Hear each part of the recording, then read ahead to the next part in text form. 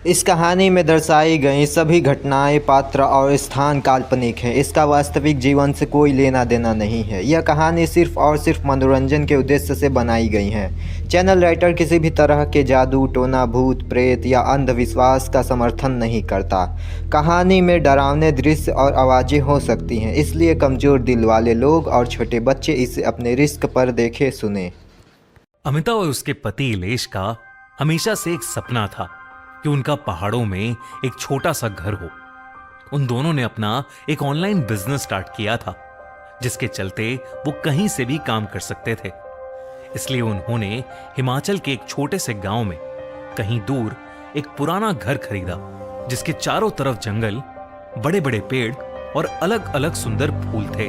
अमिता उस घर को लेकर बहुत खुश थी। पीले रंग का वो बड़ा सा घर सूरज की किरणों में बहुत खूबसूरत लग रहा था। पर जैसे ही अमिता ने घर का दरवाजा खोला, उसे घर के अंदर से एक अजीब सी बदबू आई। घर काफी सालों से बंद था और गंदा था, शायद इसलिए वो बदबू आ रही थी। वो दोनों जब घर के अंदर गए तो दिन के उजाले में भी अंदर गुप्त अंधेरा था। उन्होंने कैंडल्स जलाई, इलेक्ट्रिसिटी ऑन की, घर साफ किया और फिर अपना सामान सेट किया। उसी रात जब अमिता ने खाना बनाने के लिए सब्जियां काटनी शुरू की, तो ताजी दिखने वाली सब्जियां अंदर से पूरी तरह सड़ी हुई थीं, बल्कि सब्जी के अंदर से काले कीड़े निकल रहे थे। थकान की वजह से उन्होंने उस रात खाना ही नहीं बनाया, सिर्फ ब्रेड बटर खाया और सोने चले गए। रात के करीब 4-4:30 बजे जब अमिता की नींद खुली तो इलेश बेड पर नहीं था। अमिता ने परेशान होकर बाहर जाकर देखा तो इलेश बगीचे में फावड़े से एक गहरा गड्ढा खोद रहा था और उसके चेहरे पर एक अजीब सी मुस्कुराहट थी। अमिता ने उसे पुकारा तो इलेश जैसे होश में आया। उसे याद ही नहीं था कि वो बाहर बगीचे में कब और कैसे पहुंचा। अमिता को लगा कि शायद इलेश ने कोई सपना देख लिया होगा और वो उसी सपने के अंदर नींद में चलने लगा होगा। इस इंसिडेंट के बाद बाकी का दिन ठीक गुजरा, सब कुछ नॉर्मल चल रहा था। अमिता और इलेश अपने नए घर में काफी खुश थे, पर अगली रात सब कुछ बदल गया। अमिता की नींद एक तेज शोर से खुली। घर के नीचे वाले फ्लोर पर एक ऐसी आवाज आ रही थी जैसे कोई भारी कुर्सी को जोर जोर से आगे पीछे कर रहा हो। अमिता डरते हुए धीरे धीरे नीचे गई तो वो आवाज सीढ़ियों के नीचे से आ रही थी। वहां उसे एक छुपा हुआ दरवाजा मिला जो बेसमेंट के एक कमरे में जा रहा था। अमिता जब उस अंधेर कमरे में गई तो उसने देखा कि वहां सड़ी हुई जड़ी बूटियां रखी हैं और एक रॉकिंग चेयर पर इलेश बैठा एक काली बोतल को घूर रहा है। दीवार पर लटकी लालटेन की हल्की रोशनी में अमिता ने देखा कि इलेश के ठीक पीछे एक धुंधली काली परछाई खड़ी है और उसके लंबे बाल और खोखली सफेद आंखें हैं। अमिता ने जैसे ही कांपती आवाज में इलेश को पुकारा, वो चेयर हिलना रुक गई। इलेश का सर एक भयानक आवाज के साथ मुड़ा। उसकी आंखों की पुतलियां गायब थीं और वो गुस्से से अमिता को देखने लगा। तभी इलेश के पीछे खड़ी वो भयानक काली परछाई एकदम से अमिता के सामने आ गई। वो परछाई एक बहुत ही भयानक औरत की थी। उस औरत ने अमिता का गला जोर से दबोच लिया, जिससे अमिता का दम घुटने लगा और वो बेहोश हो गई। उस बेहोशी में अमिता को एक अजीब सा सपना आया। उसने सपने में देखा कि वो रात के भयानक अंधेरे में बगीचे की उसी जगह पर खड़ी है जहां इलेश खुदाई कर रहा था और वो खुद अपने हाथों से पागलों की तरह जमीन खोदती जा रही है। सपने में उसके नाखून टूट रहे थे और उंगलियों से खून बह रहा था। पर अगली सुबह जब अमिता की आंख खुली तो वो अपने बिस्तर पर थी। उसे लगा कि जो कुछ भी उसने महसूस किया वो सब सिर्फ एक बुरा सपना था। पर जैसे ही उसने अपने हाथ देखे, उसकी चीख निकल गई। उसके हाथ सच में मिट्टी और सूखे हुए लाल खून से सने हुए थे। बाहर इलेश उस गड्ढे को भर रहा था और जमीन पर गिरकर जोर जोर से रो रहा था। पर अमिता के पुकारने पर वो एकदम से चुप हो गया, जैसे कुछ देर पहले कुछ हुआ ही ना हो। अमिता इलेश से कुछ कह पाती उससे पहले ही उसे जोरों की ठंड लगने लगी और उसका सर भारी होने लगा। उसे उल्टी आने लगी तो वो घर के अंदर भागी। लेकिन जैसे ही वो घर के अंदर घुसी, घर में सड़ते हुए मांस और जलती हुई जड़ी बूटियों की बदबू फैली हुई थी। घर के सारे दरवाजे और खिड़कियां अपने आप झटके से बंद हो गए और घर के मेन डोर पर ताला लगने जैसी आवाज आई। घर के सारे बल्ब एक झटके से फूट गए और दीवारों से रोने की आवाजें आने लगी। उसने देखा कि जमीन पर काले खून के निशान बन गए हैं। तभी एकदम से इलेश हाथ में काले खून से सनी हुई जंख लगी हुई एक बहुत भारी कुल्हाड़ी लिए अमिता की तरफ आने लगा। उसकी आंखें सफेद पड़ गई थीं। उसके पीछे एक भयानक आदमी की आत्मा थी जो हवा में उड़ रही थी, जिसके चेहरे का मांस सड़कर नीचे गिर रहा था और आंखें बिल्कुल काली थीं।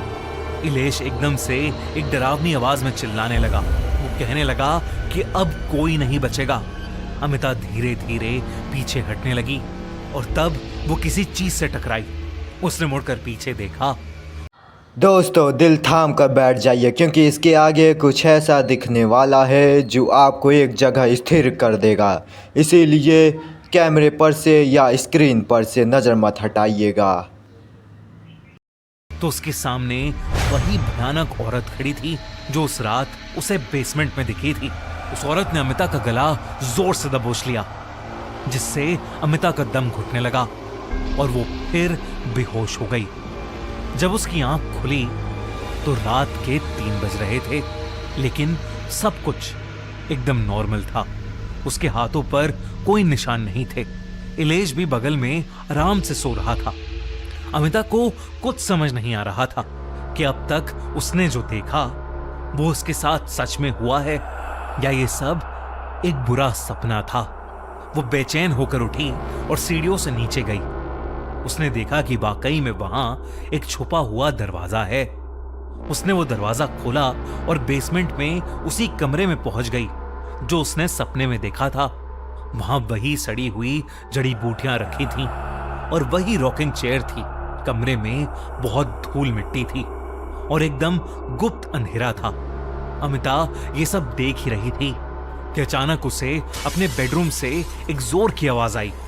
वो ऊपर गई तो उसने देखा कि उसका पति इलेश बेड से ऊपर हवा में लेविटेट कर रहा है।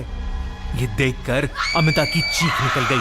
उसने इलेश का नाम जोर से पुकारा तो इलेश छटपटाने लगा, जैसे वो जंजीर में बंधा हो और अपने आप को छुड़ाने की कोशिश कर रहा हो। अमिता ने मदद के लिए फोन उठाया, पर उस गांव के किसी भी इंसान ने उसका फोन नहीं उठाया।